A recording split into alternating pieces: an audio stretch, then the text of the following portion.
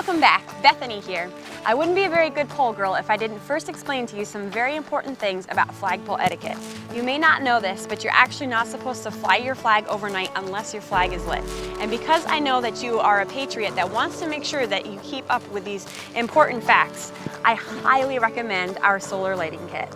I'm just going to quickly demonstrate how easy it is to attach this to the top of your flagpole. First, you want to make sure that your flagpole is brought down to its lowest position.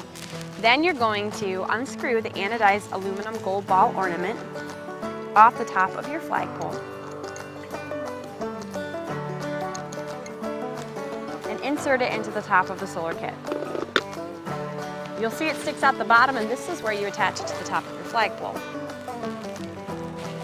I want you to take a close look at where all of the lights are in the bottom of this kit.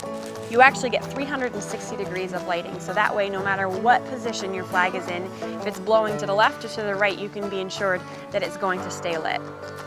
Again, this is a perfect accessory for anybody who is looking to keep up with proper flag etiquette, and it's really nice because you don't have to worry about figuring out a way to get lead cords from the house out to the yard and make sure that there's electricity going to some sort of lighting kit. This is hassle-free. It uses 3 AA batteries that obviously are going to be recharged by the sunlight. So really this is the way to go. Highly recommend it. And keeping up with very important patriotic duties, I highly recommend this solar kit. It's the way to go.